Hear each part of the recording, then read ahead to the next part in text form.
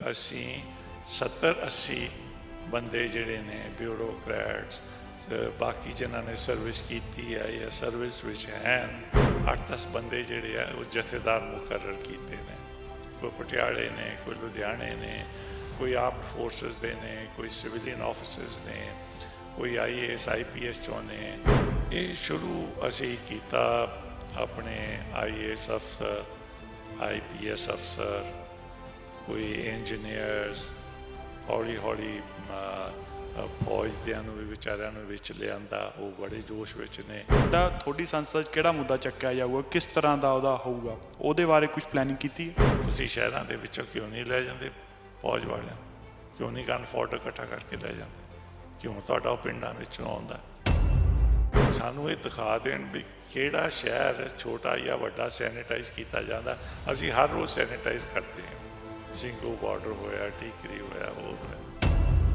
ਗੱਲ ਇਸ ਤਰ੍ਹਾਂ ਹੈ ਵੀ ਇਸ ਵੇਲੇ ਜਿਹੜਾ ਕਿਸਾਨ ਹੈ 1 ਏਕੜ ਦਾ ਵੀ ਉਹ ਸੈਲਫ ਰਿਸਪੈਕਟਿੰਗ ਹੈ। ਕਿਉਂ ਉਹਦਾ ਬੱਚਾ ਜਾ ਕੇ ਦੇਸ਼ ਵਾਸਤੇ ਮਰਨ ਨੂੰ ਤਿਆਰ ਹੋ ਜਾਂਦਾ? ਕਿਉਂਕਿ ਉਹਨੂੰ ਆਪਣੇ ਘਰ ਦੀ ਇੱਜ਼ਤ, ਉਹਨੇ ਮਾਂ ਬਾਪ ਦੀ ਇੱਜ਼ਤ, ਉਹਨੂੰ ਆਪਣੀ ਸੈਲਫ ਰਿਸਪੈਕਟ ਦਾ ਅੰਦਾਜ਼ਾ ਹੈ। ਸੰਯੁਕਤ ਮੋਰਚਾ ਤੇ ਕਿਸਾਨਾਂ ਦੀ ਜਦੋਂ ਹੈ ਤਾਂ ਦੁਨੀਆ ਸਾਰੀ ਤਾੜੀਆਂ ਮਾਰ ਰਹੀ ਹੈ। ਉਹ ਕਹਿ ਰਹੇ ਸਾਰੀ ਦੁਨੀਆ ਦੇ ਕਿਸਾਨਾਂ ਦੀ ਗੱਲ ਕਰ ਰਹੇ ਹੈ। ਤੇ ਜਿਹੜੀ ਭਾਰਤ ਸਰਕਾਰ ਹੈ ਉਹਨਾਂ ਨੂੰ ਕਿਤੇ ਕੋਈ ਛੁਪਣ ਨੂੰ ਥਾਂ ਨਹੀਂ ਮਿਲ ਰਹੀ। ਉਹ ਤਾਂ ਇੱਥੋਂ ਤਾਈਂ ਕਹਿੰਦੇ ਵੀ ਸਾਨੂੰ ਅਜੇ ਇਹ ਵੀ ਨਹੀਂ ਪਤਾ ਵੀ ਕਿੰਨੇ ਕਿਸਾਨ ਮਰੇ। 8 ਮਹੀਨੇ ਤੋਂ ਜ਼ਿਆਦਾ ਹੋ ਗਏ ਨੇ ਤੇ ਕਿਸਾਨ ਦਿੱਲੀ ਦੀ ਬਰੂਹਾਂ ਤੇ ਹਜੇ ਵੀ 3 ਖੇਤੀ ਕਾਨੂੰਨਾਂ ਦੇ ਖਿਲਾਫ ਡਟੇ ਹੋਏ ਨੇ। ਤੇ ਸੰਸਦ ਦੇ ਮੌਨਸੂਨ ਇਜਲਾਸ ਦੀ ਤਰਜ਼ ਦੇ ਉੱਤੇ ਉਹਨਾਂ ਨੇ ਆਪਣਾ ਕਿਸਾਨੀ ਸੰਸਦ ਵੀ ਚਲਾਇਆ ਹੋਇਆ। ਅੱਜ ਸਾਡੇ ਨਾਲ ਮੌਜੂਦ ਨੇ ਬਹੁਤ ਹੀ ਸੀਨੀਅਰ ਸਾਬਕਾ IAS ਆਫਿਸਰ ਸਵਰਨ ਸਿੰਘ ਬੋਪਾ ਰਾਏ ਜੀ। ਉਹਨਾਂ ਨਾਲ ਗੱਲਬਾਤ ਕਰਦੇ ਹਾਂ ਤੇ ਜਾਣਦੇ ਹਾਂ ਵੀ ਉਹ ਕਦੋਂ ਜਾ ਰਹੇ ਨੇ ਕਿਸਾਨ ਸੰਸਦ ਦਾ ਹਿੱਸਾ ਬਣਨ। ਬੋਪਾ ਰਾਏ ਸਾਹਿਬ, ਪ੍ਰੋ ਪੰਜਾਬ TV ਤੇ ਬਹੁਤ ਬਹੁਤ ਸਵਾਗਤ ਹੈ। ਸਰ, ਤੁਸੀਂ ਵੀ ਕਿਸਾਨ ਸੰਸਦ ਦਾ ਹਿੱਸਾ ਬਣਨ ਜਾ ਰਹੇ ਹੋ, ਕਦੋਂ ਜਾ ਰਹੇ ਹੋ, ਕਿੰਨੇ ਤੁਹਾਡੇ ਨਾਲ ਅਫਸਰ ਜਾ ਰਹੇ ਆ, ਸਾਬਕਾ ਜਾਂ ਪ੍ਰੈਜ਼ੈਂਟ ਮੌਜੂਦਾ? ਸਾਰੇ ਪ੍ਰੋਗਰਾਮ ਬਾਰੇ ਦੱਸੋ। ਅਸੀਂ ਜਨਵਰੀ ਤੋਂ ਜੁੜੇ ਹਾਂ ਕਿਸਾਨ ਮੋਰਚੇ ਦੇ ਨਾਲ, ਅਤੇ ਉਸ ਤੋਂ ਬਾਅਦ ਮਾਰਚ ਅਪ੍ਰੈਲ ਤਾਈਂ ਅਸੀਂ ਕਾਫੀ ਐਕਟਿਵ ਰਹੇ। ਫਿਰ ਇਹ ਜਿਹੜੀ ਸੈਕਿੰਡ ਵੇਵ ਆਈ ਕਰੋਨੇ ਦੀ, ਇਹਦੇ ਕਰਕੇ ਅਸੀਂ ਥੋੜ੍ਹੇ ਚੁੱਪ-ਚਾਪ ਹੋ ਗਏ ਸੀਗੇ। ਲੇਕਿਨ ਹੁਣ ਉਹ ਵੇਵ ਖਤਮ ਹੋ ਗਈ ਅਤੇ ਫਿਰ ਅਸੀਂ ਇਕੱਠੇ ਹੋ ਕੇ 23 ਤਰੀਕ ਨੂੰ ਆਪਣੀ ਮੀਟਿੰਗ ਰੱਖੀ ਸੀਗੀ ਕੋਰ ਗਰੁੱਪ ਦੀ। ਉੱਥੇ 2 ਫੈਸਲੇ ਲਏ ਗਏ ਨੇ ਕਿ ਇੱਕ ਤਾਂ ਅਸੀਂ ਸੰਸਦ ਦੇ ਵਿੱਚ ਪਾਰਟੀਸਪੇਟ ਕਰੀਏ ਅਤੇ ਇਸ ਸੰਬੰਧ ਦੇ ਵਿੱਚ ਸੰਯੁਕਤ ਕਿਸਾਨ ਮੋਰਚੇ ਦੀ ਲੀਡਰਸ਼ਿਪ ਨੂੰ ਬੇਨਤੀ ਕਰੀਏ ਕਿ ਅਸੀਂ ਉਸ ਸੰਸਦ ਵਿੱਚ ਸ਼ਾਮਲ ਹੋਣਾ ਚਾਹੁੰਦੇ ਹਾਂ। ਸਾਡਾ ਖਿਆਲ ਸੀ ਕਿ ਅਸੀਂ 15-20 ਆਪਣੇ ਅਫਸਰ ਲੈ ਕੇ ਜਾਵਾਂਗੇ। ਦੂਜਾ ਫੈਸਲਾ ਸਾਡਾ ਉਸ ਕੋਰ ਗਰੁੱਪ ਦਾ ਇਹ ਸੀ ਕਿ ਅਸੀਂ ਇੱਕ ਓਪਨ ਚੈਲੰਜ ਕਰੀਏ ਕਿ ਪੰਜਾਬ ਦੇ ਵਿੱਚ ਜਿਹੜਾ ਵੀ ਕੋਈ ਇਹਨਾਂ 3 ਕਾਨੂੰਨਾਂ ਦੇ ਹੱਕ ਵਿੱਚ ਬੋਲਦਾ ਹੈ, ਸਾਡੇ ਨਾਲ ਉਹ ਪਬਲਿਕ ਡਿਬੇਟ ਕਰ ਲਵੇ ਮੀਡੀਆ ਦੇ ਸਾਹਮਣੇ। ਅਸੀਂ ਇਹ ਚੈਲੰਜ ਥਰੋ ਕੀਤਾ ਹੈ। ਅਤੇ ਦੂਜਾ ਜਿਹੜਾ ਸੀ ਸੰਸਦ ਦੇ ਵਿੱਚ ਜਾਣ ਦਾ, ਇਹਦੇ ਵਾਸਤੇ ਮੈਂ ਸਰਦਾਰ ਬਲਬੀਰ ਸਿੰਘ ਰਾਜੇਵਾਲ ਜਿਹੜੇ ਸੰਯੁਕਤ ਕਿਸਾਨ ਮੋਰਚੇ ਦੇ ਮੁਖੀ ਨੇ, ਅਤੇ ਉਹਨਾਂ ਦੇ ਨਾਲ ਬਹੁਤ ਹੀ ਤਕੜਾ ਗਰੁੱਪ ਹੈ ਸਰਦਾਰ ਜੋਗਿੰਦਰ ਸਿੰਘ ਉਗਰਾਹਾਂ ਦਾ, ਅਤੇ ਉਹਨਾਂ ਦਾ ਵੀ ਮੈਂ ਸਤਿਕਾਰ ਬਹੁਤ ਕਰਦਾ। ਅਤੇ ਉਹਨਾਂ ਨੂੰ ਮੈਂ ਫੋਨ ਕਰਕੇ ਦੋਨਾਂ ਨੂੰ ਬੇਨਤੀ ਕੀਤੀ ਕਿ ਸਾਡੀ ਇਹ ਬੇਨਤੀ ਹੈ ਕਿ ਅਸੀਂ ਤੁਹਾਡੇ ਸੰਸਦ ਵਿੱਚ 15-20 ਬੰਦੇ ਸ਼ਾਮਲ ਹੋਈਏ।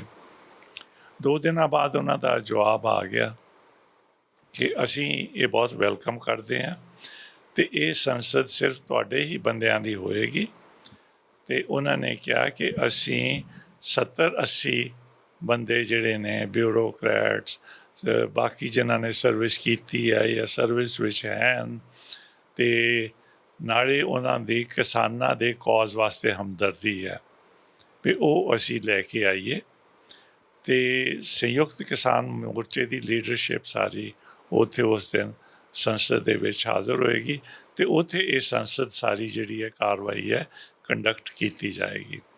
ਉਹਨਾਂ ਨੇ ਸਾਨੂੰ ਕਿਹਾ ਸੀ ਕਿ 2, 3, 4 ਅਗਸਤ ਦੇ ਕੋਈ ਦਿਨ ਤੁਸੀਂ ਚੁਣ ਲਓ, ਅਸੀਂ ਫਿਰ 4 ਅਗਸਤ ਅੱਜ ਮੀਟਿੰਗ ਦੇ ਵਿੱਚ ਫੈਸਲਾ ਕੀਤਾ ਹੈ ਕਿ 4 ਅਗਸਤ ਅਸੀਂ ਚੁਣਦੇ ਹਾਂ, ਕਿਉਂਕਿ ਸਾਨੂੰ ਕੁਝ ਦਿਨ ਮਿਲ ਜਾਣਗੇ, ਲੌਜਿਸਟਿਕਸ ਵਰਕਆਊਟ ਕਰਨੇ ਆ, ਉੱਥੇ ਸੰਸਦ ਦੇ ਵਿੱਚ ਕੀ ਕਾਰਵਾਈ ਹੁੰਦੀ, ਕਿਸ ਤਰ੍ਹਾਂ ਹੁੰਦੀ ਹੈ, ਕੀ ਕੁਛ ਹੋਏਗਾ, ਉਹਦੀ ਵੀ ਥੋੜ੍ਹੀ ਜਿਹੀ ਅਸੀਂ ਸੋਚਿਆ ਕਿ ਉੱਥੇ ਜਾ ਵੀ ਆਵਾਂਗੇ, ਗੱਲ ਕਰ ਲਵਾਂਗੇ। ਅਤੇ ਇਸ ਸੰਬੰਧ ਵਿੱਚ ਅਸੀਂ ਆਪਣੇ 8-10 ਬੰਦੇ ਜਿਹੜੇ ਆ ਉਹ ਜਥੇਦਾਰ ਮੁਕਰਰ ਕੀਤੇ ਨੇ। ਕੋਈ ਪਟਿਆਲੇ ਨੇ, ਕੋਈ ਲੁਧਿਆਣੇ ਨੇ, ਕੋਈ ਆਰਮਡ ਫੋਰਸਿਸ ਦੇ ਨੇ, ਕੋਈ ਸਿਵਲੀਅਨ ਆਫਿਸਰਸ ਨੇ, ਕੋਈ IAS IPS ਚੋਂ ਨੇ। ਜਿਹੜੇ 70 ਬੰਦੇ ਜਾ ਰਹੇ ਆ ਤੁਹਾਡੇ ਨਾਲ, ਜਿਹੜੇ ਸਾਬਕਾ, ਉਹ ਸਾਰੇ ਡਿਫਰੈਂਟ ਬੈਕਗਰਾਊਂਡਸ ਨੇ। ਸਾਬਕਾ ਅਫਸਰ ਕੋਈ ਆਰਮੀ 'ਚ ਰਿਹਾ, ਕੋਈ IAS ਰਿਹਾ, ਕੋਈ IPS। ਹਾਂਜੀ, ਸਾਡੀ ਕੋਸ਼ਿਸ਼ ਇਹ ਹੋਏਗੀ ਕਿ ਕੋਈ ਵੀ ਸਫੀਅਰ ਦਾ ਹੋਵੇ, ਬੈਂਕਰ ਨੇ, ਕੋਆਪਰੇਟਿਵ ਡਿਪਾਰਟਮੈਂਟ ਦੇ MD ਨੇ, ਵੱਡੇ ਵੱਡੇ ਅਫਸਰ ਰਹੇ ਆ, ਉਹ ਕਿਸੇ ਬਿਊਰੋਕਰੈਟ ਨਾਲੋਂ ਘੱਟ ਨਹੀਂ ਹੈਗੇ। ਜੋ ਉਹਨਾਂ ਦਾ ਵਰਕ ਏਰੀਆ ਸੀ, ਜੋ ਉਹਨਾਂ ਦੀ ਅਥਾਰਟੀ ਸੀ, ਉਹ ਕਿਸੇ IAS ਅਫਸਰ ਨਾਲੋਂ ਘੱਟ ਨਹੀਂ ਹੈ। ਔਰ ਉਹਨਾਂ ਨੇ ਬਹੁਤ ਕੁਛ ਦੇਖਿਆ ਹੈ। ਲੋਕ ਵੀ ਉਹਨਾਂ ਨੂੰ ਜਾਣਦੇ ਨੇ, ਲੋਕ ਉਹਨਾਂ ਦੀ ਇੱਜ਼ਤ ਕਰਦੇ ਉਹਨਾਂ ਦੇ ਅੱਛੇ ਕੰਮ ਵਾਸਤੇ।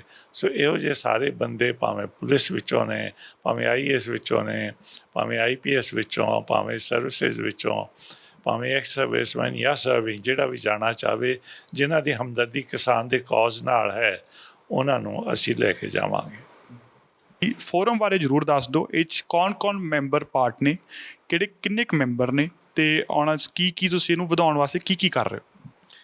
ਇਹ ਸ਼ੁਰੂ ਅਸੀਂ ਕੀਤਾ ਆਪਣੇ IAS ਅਫਸਰ, IPS ਅਫਸਰ, ਕੋਈ ਇੰਜੀਨੀਅਰਸ, ਹੌਲੀ ਫੌਜ ਦਿਆਂ ਨੂੰ ਵੀ ਵਿਚਾਰਿਆਂ ਨੂੰ ਵਿੱਚ ਲਿਆਂਦਾ। ਉਹ ਬੜੇ ਜੋਸ਼ ਵਿੱਚ ਨੇ, ਉਹ ਵੀ ਚਾਹੁੰਦੇ ਨੇ, ਉਹ ਰੂਰਲ ਏਰੀਏ ਨੂੰ ਜਾਣਦੇ ਨੇ।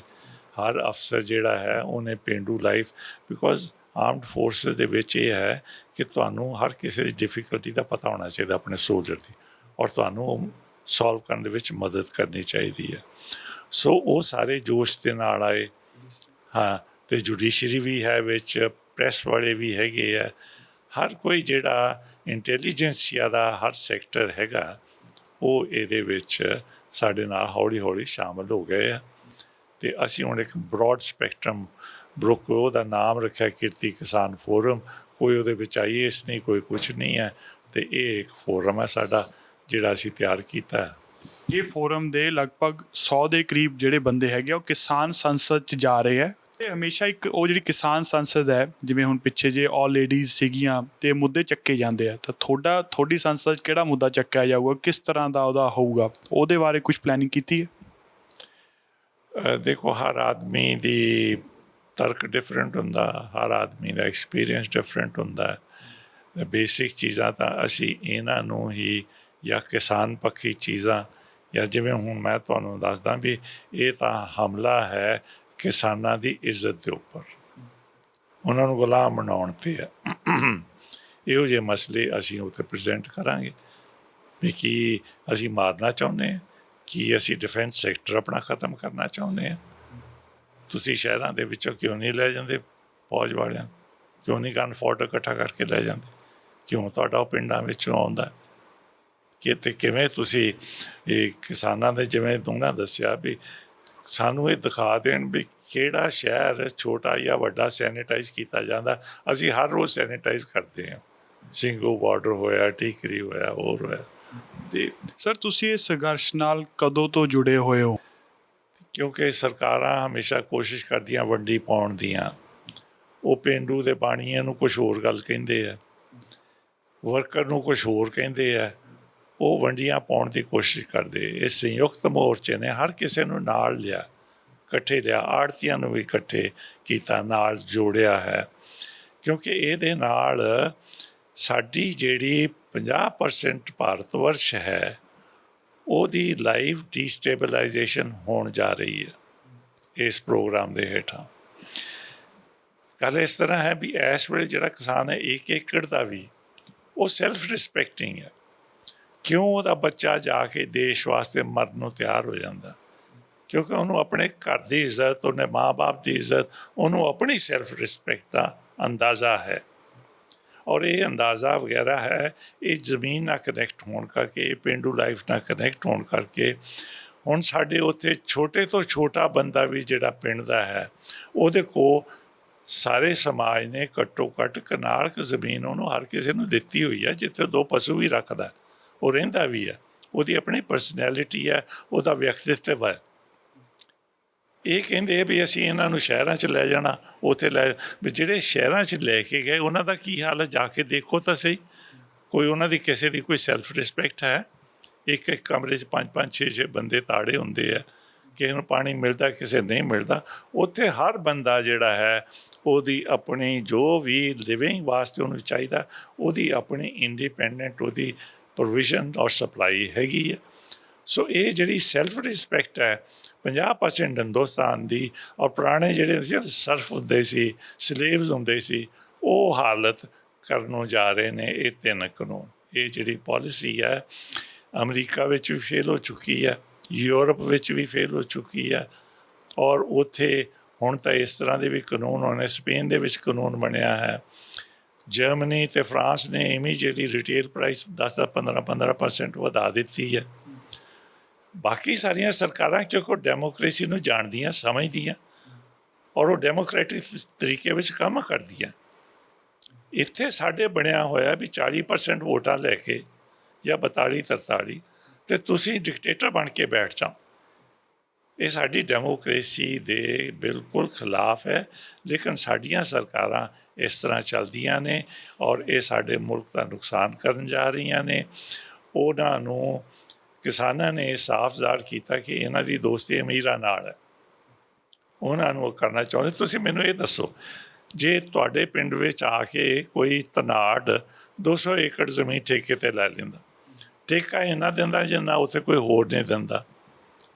ਉਹਨੇ ਜਦੋਂ 200 ਏਕੜ ਨੂੰ ਉਹਨੇ ਇੱਕ ਖੇਤ ਬਣਾ ਦੇਣਾ, ਉਹਦਾ ਲੈਵਲ ਲੂਵਲ ਕਰਕੇ ਸਾਰਾ। ਤੁਹਾਨੂੰ ਤੁਹਾਡੇ ਬੱਚਿਆਂ ਨੂੰ ਪਤਾ ਨਹੀਂ ਲੱਗਣਾ ਵੀ ਸਾਡੀ ਜ਼ਮੀਨ ਕਿੱਥੇ ਸ਼ੁਰੂ ਹੁੰਦੀ ਕਿੱਥੋਂ ਤਾਈਂ ਸੀ। ਉਹਨਾਂ ਦੀ ਜ਼ਮੀਨ ਜਿਹਨੇ ਇੱਕ ਵਾਰੀ ਇਹਨਾਂ ਨੂੰ ਦੇ ਦਿੱਤੀ, ਉਹ ਸਮਝ ਲਓ ਹਮੇਸ਼ਾ ਤੋਂ ਬੇਘਰੇ ਬੇਜ਼ਮੀਨੇ ਹੋ ਜਾਣਗੇ। ਇਹ ਚੀਜ਼ ਮੁੜ ਕੇ ਮੁੜ ਨਹੀਂ। ਇਹ ਜੋ ਮਰਜ਼ੀ ਕਹਿਣ, ਉਹ ਸਿਰਫ ਅੱਖਾਂ 'ਚ ਧੁੰਦਲਾ ਪਾਉਣ, ਅੱਖਾਂ 'ਚ ਮਿੱਟੀ ਪਾਉਣ ਦੇ ਬਰਾਬਰ ਹੈ। ਅਤੇ ਇਹ ਜਿਹੜੇ ਇਹਦਾ ਸਿਰਫ ਅਸਰ ਖੇਤੀਬਾੜੀ 'ਤੇ ਨਹੀਂ ਪੈਣਾ, ਇਹਦਾ ਸਿਕਿਉਰਿਟੀ 'ਤੇ ਪੈਣਾ, ਸਾਡੀ ਡਿਫੈਂਸ 'ਤੇ ਪੈਣਾ। ਸਾਡਾ ਜਿਹੜਾ ਵੀ ਗਨ ਆਫ ਆਰਡਰ ਹੈ, ਅਫਸਰ ਸ਼ਹਿਰਾਂ 'ਚੋਂ ਆ ਜਾਂਦੇ ਆ ਫੌਜਾਂ ਦੇ, ਲੇਕਿਨ ਜਿਹੜਾ ਗਨ ਆਫ ਆਰਡਰ ਹੈ ਉਹ ਸਿਰਫ ਪਿੰਡਾਂ ਵਿੱਚੋਂ ਆਉਂਦਾ ਹੈ ਔਰ ਪੇਂਡੂ ਲਾਈਫ ਨਾਲ ਜੁੜਿਆ ਹੋਇਆ, ਔਰ ਉਸ ਪੇਂਡੂ ਲਾਈਫ ਨੂੰ ਖਤਮ ਕਰਕੇ ਉਹਨਾਂ ਦੀ ਸੈਲਫ ਰਿਸਪੈਕਟ ਖਤਮ ਕਰਦਾ ਹੈ। ਜਿਹੜੇ ਇਹ ਕਾਨੂੰਨ ਨੇ, ਇਹ ਕਿਉਂ ਨਹੀਂ ਇਹਨਾਂ ਨੂੰ ਕੋਈ ਪੁੱਛਣ ਵਾਲਾ ਹੀ ਹੈ ਨਹੀਂ ਗਾ। ਸੱਚੀ ਗੱਲ ਤਾਂ ਇਹ ਹੈ।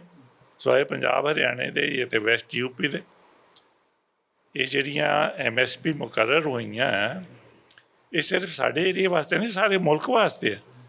ਅਤੇ ਕਿਉਂ ਬਿਹਾਰ, ਬੰਗਾਲ, ਹੋਰ ਸਾਰੀ ਜਗ੍ਹਾ ਅੱਧੀ ਕੀਮਤ 'ਤੇ ਉਹ ਵਿਚਾਰੇ ਉਸ ਤੋਂ ਵੀ ਘੱਟ ਵੇਚ ਰਹੇ ਨੇ। ਕਿੱਥੇ ਇਹ ਕਹਿੰਦੇ ਤੇ ਐਗਰੀਕਲਚਰ ਇਕੋਨਮੀ 15% ਹੈ। ਜੇ ਸਾਡੀ ਪ੍ਰਾਈਸ ਠੀਕ ਦਿੱਤੀ ਜਾਵੇ, ਇਹ ਸਾਡੀ ਇਕੋਨਮੀ ਇਮੀਡੀਏਟਲੀ ਭਾਰਤ ਦੀ GDP ਦੀ 30% ਬਣ ਜਾਂਦੀ ਹੈ। ਸੋ ਇਹ ਚੀਜ਼ਾਂ ਇਗਨੋਰ ਕਰਕੇ ਸਗੋਂ ਇਹਨੂੰ ਹੋਰ ਵੀ ਕਮਜ਼ੋਰ ਕਰਨਾ ਚਾਹੁੰਦੇ ਆ। ਇਹਦੇ 'ਤੇ ਇਹ ਇੱਕ ਜਿਹੜੀ ਕੌਨਸਪੀਰੇਸੀ ਕਹਿ ਲਓ, ਇਸ ਲੀਡਰਸ਼ਿਪ ਨੂੰ ਸੰਯੁਕਤ ਕਿਸਾਨ ਮੋਰਚੇ ਦੀ, ਇਹ ਉਹਨਾਂ ਨੂੰ ਜਾਂਦਾ ਕ੍ਰੈਡਿਟ ਕਿ ਉਹਨਾਂ ਨੇ ਪਛਾਣੀ, ਇਹਨਾਂ ਦੇ ਦੋਸਤ ਯਾਰ ਨੰਗੇ ਕੀਤੇ, ਇਹਨਾਂ ਦੀਆਂ ਮਨਸ਼ਾਵਾਂ ਨੰਗੀਆਂ ਕੀਤੀਆਂ। ਉਹਨਾਂ ਨੇ ਆਪਣੇ ਵੀਡੀਓ ਦੇ ਵਿੱਚ ਇਹ ਵੀ ਦੱਸਿਆ ਕਿ ਇਹ ਕਹਿੰਦੇ APMC ਕਿਵੇਂ ਖਤਮ ਹੋ ਗਈ, ਉਹ ਵੀ ਦੱਸਦੇ ਨੇ ਕਿ ਜਦੋਂ ਕਹਿੰਦੇ ਆਪਣਾ ਪ੍ਰਾਈਵੇਟ ਯਾਰਡ ਬਣਾ ਲਿਆ, ਉੱਥੇ ਕੋਈ ਟੈਕਸ ਨਹੀਂ, ਕੋਈ ਕੁਛ ਨਹੀਂ ਆ, ਅਤੇ ਆਪਣੇ ਆਪ ਲੋਕ ਉੱਥੇ ਆਉਣਗੇ ਕਿਉਂਕਿ ਇਹ 2 ਰੁਪਈਏ ਜ਼ਿਆਦਾ ਦੇ ਦੇਣਗੇ। ਸੋ ਇਹ ਚੀਜ਼ਾਂ ਜਿਹੜੀਆਂ ਐਕਸਪੋਜ਼ ਕੀਤਾ ਹੈ, ਇਹ ਪੰਜਾਬ ਦੇ ਫਾਰਮਰ ਨੇ ਕੀਤਾ ਹੈ, ਹਰਿਆਣੇ ਦੇ ਫਾਰਮਰ ਨੇ ਉਹ ਵੀ ਸਮਝ ਲਈ ਉਹਨਾਂ ਦੀ ਗੱਲ, ਉਹ ਵੀ ਨਾਲ ਲੱਗੇ ਹੋਏ ਨੇ, ਹੁਣ ਵੈਸਟ ਯੂਪੀ ਵਾਲੇ ਲੱਗੇ ਹੋਏ ਨੇ। ਪ੍ਰੋਬਲਮ ਤਾਂ ਇਹ ਹੈ ਕਿ ਸਾਰੇ ਹਿੰਦੁਸਤਾਨ ਨੂੰ ਜਗਾਉਣ ਦੀ ਹੈ। ਤੁਹਾਨੂੰ ਪਤਾ, ਤੁਸੀਂ ਦਵਿੰਦਰ ਸ਼ਰਮਾ ਹੋਰਾਂ ਨੂੰ ਸੁਣਿਆ ਕਦੇ? ਉਸ ਬੰਦੇ ਵਰਗਾ ਇਸ ਵੇਲੇ ਜੇ ਕੋਈ ਕਿਸਾਨ ਦਾ ਦੋਸਤ ਹੈ, ਇਦੋਂ ਵੱਡਾ ਦੋਸਤ ਹੋਰ ਕੋਈ ਨਹੀਂ ਹੋ ਸਕਦਾ। ਉਹਨੇ ਇਹ ਪਾਲਿਸੀ ਜਿੱਥੇ ਜਿੱਥੇ ਵੀ ਅਪਲਾਈ ਕੀਤੀ ਗਈ ਹੈ, ਭਾਵੇਂ ਅਮਰੀਕਾ ਭਾਵੇਂ ਯੂਰਪ ਦੇ ਵਿੱਚ, ਉਹਨੇ ਸ਼ੋਅ ਕਰ ਦਿੱਤਾ ਹੈ ਕਿ ਉਹ ਪਾਲਿਸੀ ਫੇਲ ਹੋ ਚੁੱਕੀ ਹੈ। ਉੱਥੇ ਜੇ 40% ਇਨਕਮ ਦਿੱਤੀ ਜਾਂਦੀ, ਸਬਸਿਡੀ ਤਾਂ ਹੁਣ ਦੇ ਨਹੀਂ ਸਕਦੇ WTO ਵਗੈਰਾ ਦੇ ਹੇਠਾਂ, ਉੱਥੇ ਡਾਇਰੈਕਟ ਇਨਕਮ ਉਹ ਸਰਕਾਰਾਂ ਦੇਣ ਲੱਗ ਪਈਆਂ। ਤਾਂ ਜਿਹੜੀ ਐਗਰੀਕਲਚਰਿਸਟ ਦੀ ਜ਼ਮੀਨ ਦੀ ਉਹਨੂੰ ਟੋਟਲ ਵਸੂਲੀ ਹੈ ਕਿਸਾਨ ਨੂੰ, 40% ਉਹਦੀ ਇਨਕਮ ਤੋਂ ਹੈ, ਜਿਹੜੀ ਗਵਰਨਮੈਂਟ ਤੋਂ ਡਾਇਰੈਕਟਲੀ ਆਉਂਦੀ ਅਮਰੀਕਾ ਦੇ ਵਿੱਚ। ਉਹ ਹੁਣ ਕਿਸਾਨੀ ਕਿਉਂਕਿ ਕਾਰਪੋਰੇਟ ਸੈਕਟਰ ਕੋ ਪਹੁੰਚ ਗਈ ਹੈ, ਤਾਂ 40% ਤੁਸੀਂ ਇਹ ਦੇਖੋ ਵੀ ਕਿਸਾਨੀ ਦੇ ਨਾਮ 'ਤੇ ਕਾਰਪੋਰੇਟ ਸੈਕਟਰ ਨੂੰ ਜਾ ਰਹੀ। ਇਹ ਮਖੌਲ ਨਹੀਂ ਹੈ। ਤਾਂ ਹੀ ਉਹ ਬਾਈਡਨ ਨੇ ਵੀ ਆਪਣੇ ਸ਼ੁਰੂ ਦੇ ਵਿੱਚ ਕਿਹਾ ਕਿ ਇਹ ਜਿਹੜਾ ਕਹਿਣਾ ਨਾ ਟੌਪ ਡਾਊਨ ਇਕਨੋਮਿਕਸ, ਇਹ ਕੋਈ ਇਕਨੋਮਿਕਸ ਨਹੀਂ ਹੈ, ਇਹ ਫੇਲ ਹੋ ਚੁੱਕੀ ਹੈ। ਇਹ ਤਾਂ ਸਾਨੂੰ ਸੈਂਟਰ ਜੇ 'ਚੋਂ ਚਲਾਉਣੀ ਪਊਗੀ, ਉੱਪਰ ਨੂੰ ਵੀ ਜਾਵੇ ਹੇਠਾਂ ਨੂੰ ਵੀ ਜਾਵੇ। ਸੋ ਇਹ ਚੀਜ਼ਾਂ ਨੇ ਜਿਹੜੀ ਇਸ ਸੰਯੁਕਤ ਮੋਰਚੇ ਦੀਆਂ ਅਚੀਵਮੈਂਟਸ ਨੇ। ਹੁਣ ਤਾਂ ਸਾਰੀ ਆਪੋਜੀਸ਼ਨ, ਤੁਹਾਨੂੰ ਪਤਾ ਹੈ, ਇਹਨਾਂ ਦੇ ਪਿੱਛੇ ਲੱਗ ਗਈ ਹੈ ਕਿ ਉਹਨਾਂ ਨੇ ਕਮਿਟ ਕੀਤਾ ਕਿ ਅਸੀਂ ਇਹ ਕਾਨੂੰਨ ਵਾਪਸ ਕਰਾਂਗੇ। ਪਰ ਸਰ, ਤੁਹਾਡਾ ਇੰਨਾ ਤਜਰਬਾ ਹੈ, ਤੁਸੀਂ ਸੈਂਟਰੀ ਸਰਕਾਰ 'ਚ ਰਹੇ ਹੋ, ਸੂਬੇ ਸਰਕਾਰ ਕਿਵੇਂ ਫੰਕਸ਼ਨ ਕਰਦੀ ਹੈ ਤੁਹਾਨੂੰ ਸਾਰਾ ਪਤਾ ਹੈ। ਹੁਣ ਜਿਹੜਾ ਡੈਡਲੌਕ ਹੈ ਅਤੇ ਤੁਹਾਨੂੰ ਲੱਗਦਾ ਬ੍ਰੇਕ ਹੋਊਗਾ? ਕੀ ਸੈਂਟਰ ਦੀ ਸਰਕਾਰ ਦੇ ਹਜੇ ਤੱਕ ਜਿਹੜੇ ਰੈਗੂਲਰ ਬਿਆਨ ਆ ਰਹੇ ਆ, ਜਾਂ ਖੇਤੀਬਾੜੀ ਮੰਤਰੀ ਹੈ ਨਰਿੰਦਰ ਤੋਮਰ, ਇਹੀ ਕਹਿੰਦੇ ਆ ਵੀ ਅਸੀਂ ਸਰਕਾਰ ਕਾਨੂੰਨ ਵਾਪਸ ਨਹੀਂ ਲਊਗੀ, ਜੋ ਪ੍ਰਾਥਮਿਕ ਜਾਂ ਕਹਿ ਲਓ ਪ੍ਰਾਇਓਰਿਟੀ 'ਤੇ ਮੰਗ ਹੈ ਕਿਸਾਨਾਂ ਦੀ ਜਾਂ ਸੰਯੁਕਤ ਕਿਸਾਨ ਮੋਰਚੇ ਦੀ, ਤੁਹਾਡੇ ਹਿਸਾਬ ਨਾਲ ਕਿਸ ਦਿਸ਼ਾ ਜਾ ਰਿਹਾ ਹੁਣ ਜਿਹੜਾ ਇਹ ਮੋਰਚਾ ਹੈ ਅਤੇ ਜਿਹੜੀ ਸਰਕਾਰ ਦੀ ਨੀਤੀ? ਸੰਯੁਕਤ ਮੋਰਚਾ ਅਤੇ ਕਿਸਾਨਾਂ ਦੀ ਜਦੋਂ ਹੈ ਤਾਂ ਦੁਨੀਆ ਸਾਰੀ ਤਾੜੀਆਂ ਮਾਰ ਰਹੀ ਹੈ। ਉਹ ਕਹਿ ਰਹੇ ਸਾਰੀ ਦੁਨੀਆ ਦੇ ਕਿਸਾਨਾਂ ਦੀ ਗੱਲ ਕਰ ਰਹੇ ਹੈ, ਅਤੇ ਜਿਹੜੀ ਭਾਰਤ ਸਰਕਾਰ ਹੈ ਉਹਨਾਂ ਨੂੰ ਕਿਤੇ ਕੋਈ ਛੁਪਣ ਨੂੰ ਥਾਂ ਨਹੀਂ ਮਿਲ ਰਹੀ। ਕਦੇ ਕੋਈ ਬੋਲਦੇ ਨੇ, ਸਾਡੇ ਪ੍ਰਧਾਨ ਮੰਤਰੀ ਕਦੇ ਬੋਲੇ ਇਹਨਾਂ ਚੀਜ਼ਾਂ 'ਤੇ? ਕਦੇ ਉਹਨਾਂ ਨੇ ਡਿਸਕਸ ਕੀਤਾ ਕਿ ਨਹੀਂ ਤੁਸੀਂ ਗਲਤ ਹੋ, ਇਹ ਨਹੀਂ, ਇੱਦਾਂ ਹੋ ਗਿਆ, ਹੋਰ ਹੋਏਗਾ? ਉਹ ਤਾਂ ਇੱਥੋਂ ਤਾਂ ਹੀ ਕਹਿੰਦੇ ਵੀ ਸਾਨੂੰ ਅਜੇ ਇਹ ਵੀ ਨਹੀਂ ਪਤਾ ਵੀ ਕਿੰਨੇ ਕਿਸਾਨ ਮਰੇ। ਇਹ ਜਿਹੜੀਆਂ ਕੁਆਲਿਟੀਜ਼ ਹੁੰਦੇ ਨੇ, ਪਰਮਾਤਮਾ ਨੇ ਇੱਦਾਂ ਸਿਸਟਮ ਬਣਾਇਆ ਕਿ ਆਦਮੀ ਉਹ ਕੁਆਲਿਟੀ ਜਿਹਦਾ ਉੱਪਰ ਚਲਾ ਜਾਂਦਾ, ਉਹ ਕੁਆਲਿਟੀਜ਼ ਕਰਕੇ ਥੱਲੇ ਗਿਰਦਾ ਜਦੋਂ ਟਾਈਮ ਬਦਲ ਜਾਂਦਾ। ਹੁਣ ਜਦੋਂ ਗਲਤ ਫੈਸਲੇ ਕਰ ਲਏ, ਇੱਕ ਸਰਾਸਰ ਗਲਤ ਫੈਸਲਾ ਹੈ। ਇੱਕ ਉਹ ਜਿਹੜਾ CAA ਅਤੇ ਉਹ ਜਿਹੜਾ ਸਿਟੀਜ਼ਨਸ਼ਿਪ ਦਾ ਕਾਨੂੰਨ ਕੀਤਾ, ਉਹ ਵੱਡੀ ਗਲਤੀ ਹੈ। 18 ਕਰੋੜ ਨੇ ਸਾਡੇ ਮੁਸਲਮਾਨ, ਕੀ ਅਸੀਂ ਉਹਨਾਂ ਨੂੰ ਖਤਮ ਕਰ ਸਕਦੇ ਹਾਂ? ਇਹ ਪੁਰਾਣੇ ਜ਼ਮਾਨੇ ਥੋੜ੍ਹਾ ਵੀ ਬੁੱਧਿਜ਼ਮ ਨੂੰ ਮਾਰ ਕੇ ਕੀ ਕਹਿੰਦੇ ਗੰਡਾਸੇ ਮਾਰ ਕੇ ਭਜਾਤਾ ਇੱਥੋਂ। ਇੱਥੇ ਪੈਦਾ ਹੋਇਆ, ਇੱਥੇ ਰਾਜ ਧਰਮ ਬਣਿਆ, ਕਿੰਗ ਅਸ਼ੋਕਾ ਉਹ ਬੁੱਧਿਸਟ ਬਣਿਆ। ਇੱਥੇ ਤੁਹਾਨੂੰ ਮਿਲਦਾ ਕੋਈ ਨਹੀਂ ਹੈ। ਇਹਨਾਂ ਨੇ ਇੱਥੋਂ ਮਾਰ ਕੇ ਉਹ ਜਿਹੜਾ ਹੈ ਹਿੰਦੁਸਤਾਨ ਦੇ ਵਿੱਚੋਂ ਖਤਮ ਕੀਤਾ ਗਿਆ। ਉਹ ਸਾਰੀ ਜਗ੍ਹਾ ਉਹ ਫੈਲਿਆ ਹੈ। ਉਹ ਸਾਰੇ ਕੁਛ ਇਹ ਕਹਿੰਦੇ ਇਹ ਸਾਡੇ ਅਸੀਂ ਡਿਫੈਂਸਾਂ ਕਮਜ਼ੋਰ ਹੋ ਗਈ ਕਿਉਂਕਿ ਬੁੱਧਿਜ਼ਮ ਸੀ, ਔਰ ਇੱਦਾਂ ਦੀਆਂ ਗੱਲਾਂ ਬਣਾਈਆਂ। ਉੱਥੇ ਹੁਣ ਚੀਨ ਜਿੱਥੇ ਬੁੱਧਿਜ਼ਮ ਹੈ, ਜਾਪਾਨ ਜਿੱਥੇ ਬੁੱਧਿਜ਼ਮ ਹੈ, ਕੋਰੀਆ ਜਿੱਥੇ ਹੈ ਬੁੱਧਿਜ਼ਮ, ਉਹ ਕਿਤੇ ਲੜਨ ਤੋਂ ਕਿਸੇ ਤੋਂ ਘੱਟ ਨੇ, ਸਾਰਿਆਂ ਤੋਂ ਜ਼ਿਆਦਾ ਨੇ। ਸੋ ਇਹ ਜਿਹੜੀਆਂ ਚੀਜ਼ਾਂ ਨੇ ਇਹ ਮੁਲਕ ਨੂੰ ਇਕੱਠੇ ਨਹੀਂ ਕਰਦੀਆਂ, ਵੰਡਦੀਆਂ ਨੇ। ਜ਼ਰੂਰੀ ਇਹ ਹੈ ਕਿ ਮੁਲਕ ਨੂੰ ਇਕੱਠੇ ਰਹਿਣ ਵਾਸਤੇ ਜਿਹੜਾ ਕਿ ਕੌਂਸਟੀਟਿਊਸ਼ਨ, ਬੜੇ ਸਿਆਣੇ ਬੰਦੇ ਸੀ ਜਿਨ੍ਹਾਂ ਦੇ ਨਾਮ ਵੀ ਲੈਂਦੇ। ਹੁਣ ਗਾਂਧੀ ਜੀ ਦਾ ਵੀ ਨਾਮ ਲੈਣ ਲੱਗ ਪਏ, ਅੰਬੇਦਕਰ ਜੀ ਦਾ ਵੀ ਨਾਮ ਲੈਣ ਲੱਗ ਪਏ। ਉਹਨਾਂ ਤਾਂ ਸਾਰਿਆਂ ਨੂੰ ਜੋੜ ਕੇ ਔਰ ਫਾਰਮੂਲੇ ਦੱਸੇ ਸੀ ਵੀ ਇੱਦਾਂ ਜੋੜਦੇ। ਅਤੇ ਇਹ ਉਹਨਾਂ ਗੱਲਾਂ ਨੂੰ ਵਖਰੇਵਾਂ ਕਰਦੇ ਆ, ਅੱਡ ਕਰਦੇ ਆ ਕਿਸੇ ਨੂੰ। ਇਹ ਗੱਲਾਂ ਨਹੀਂ ਚੱਲ ਸਕਦੀਆਂ। ਇਹ ਹੁਣ ਇਹ ਸਰਕਾਰ ਇਹ ਲੂਜ਼ ਹੀ, morally they have lost the battle. So ਸਾਨੂੰ ਇਹ ਦੱਸਣ ਤਾਂ ਸਹੀ ਵੀ ਤੁਸੀਂ ਕਿਹੜਾ ਮਾਡਲ ਬਣਾ ਰਹੇ ਹੋ, ਕਿੱਥੇ ਮਾਡਲ ਬਣਾ ਰਹੇ ਹੋ। ਸੋ ਇਹ ਇਸ ਸੰਬੰਧਿਤ ਹੀ ਸਾਰੀ ਡਿਬੇਟ ਜਾਂ ਏਜੰਡਾ ਵਗੈਰਾ ਅਸੀਂ ਹੁਣ ਬਣਾਉਣਾ ਜੇ ਕੀ ਬਣਾਉਣਾ। ਬੋਪਰਾ ਸਾਹਿਬ, ਪ੍ਰੋ ਪੰਜਾਬ ਟੀਮ ਨਾਲ ਜੁੜਨ ਵਾਸਤੇ ਬਹੁਤ ਬਹੁਤ ਧੰਨਵਾਦ। ਇਹ ਸੀਗੇ ਸਾਬਕਾ senior IAS officer Swaran Singh Bopara, ਜਿਨ੍ਹਾਂ ਨੇ ਦੱਸਿਆ ਵੀ ਲਗਭਗ 100 ਦੇ ਕਰੀਬ ਜਿਹੜੇ ਹੈ ਸਾਬਕਾ IAS IPS ਆਰਮੀ ਦੇ ਜਾਂ ਜੁਡੀਸ਼ਰੀ ਦੇ ਜਿਹੜੇ ਅਫਸਰ ਹੈ ਉਹ ਕਿਸਾਨ ਸੰਸਦ 'ਚ ਹਿੱਸਾ ਲੈਣਗੇ ਅਤੇ ਉੱਥੇ ਆਪਣੀ ਹਾਜ਼ਰੀ ਲਵਾਉਣਗੇ। ਅਤੇ ਸ਼ੁਰੂ ਤੋਂ ਉਹਨਾਂ ਨੇ ਦੱਸਿਆ ਵੀ ਕਿਵੇਂ ਉਹਨਾਂ ਦਾ ਜਿਹੜਾ ਫੋਰਮ ਹੈ ਉਹ ਕਿਸਾਨਾਂ ਨਾਲ ਜੁੜਿਆ ਹੋਇਆ ਅਤੇ ਆਪਣੇ ਤਰੀਕੇ 'ਚ ਉਹਨਾਂ ਦੀ ਮਦਦ ਕਰ ਰਿਹਾ। ਚੰਡੀਗੜ੍ਹ ਤੋਂ ਕੈਮਰਾਮੈਨ ਜਗਜੀਤ ਸਿੰਘ ਨਾਲ ਮੈਂ ਸ਼ੁਭਕਰਮਨ ਧਾਲੀਵਾਲ, ਪ੍ਰੋ ਪੰਜਾਬ TV।